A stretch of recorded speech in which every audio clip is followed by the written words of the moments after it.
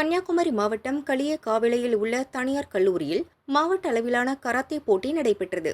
இதில் 500க்கும் மேற்பட்ட வீரர்கள் பங்கேற்று தங்களது திறமைகளை வெளிப்படுத்தினர். 3 பிரிவுகளாக நடைபெற்ற போட்டிகளில் வெற்றி பெற்ற வீரர்களுக்கு பரிசுகள் மற்றும் சான்றுகள் வழங்கப்பட்டன.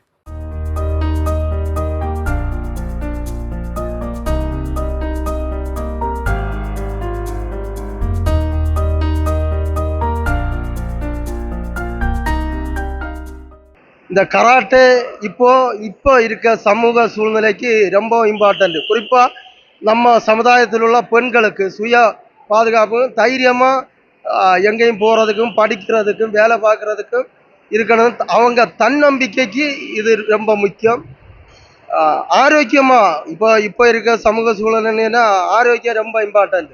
நம்ம உணவு முறைகள் கூட எங்கேயோ போயிட்டு இருக்கு. அதாவது ஆரோக்கியமாக இருக்கணும். நம்ம கண்டிப்பாக கராட்டே ப்ராக்டிஸ் பண்ணி நம்ம உணவு கட்டுப்பாடு எல்லாம் கரெக்டாக பண்ணியாச்சுன்னா நம்ம உடம்பும் ஆரோக்கியமாக இருக்கும், ஆயுசும் நீண்டுகிட்டே இருக்கும்.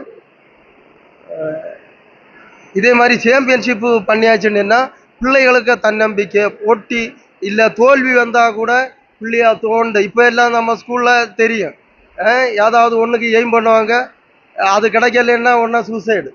அப்போ அந்த மாதிரி உள்ள சுச்சுவேஷனுக்கு எல்லாம் தன்னம்பிக்கை கொடுக்குதுன்னா அந்த கராட்டே தான். கராட்டையில் தோல்வி இல்லைன்னா அவங்க சந்தோஷமாக ஏற்றுக்கொள்வாங்க.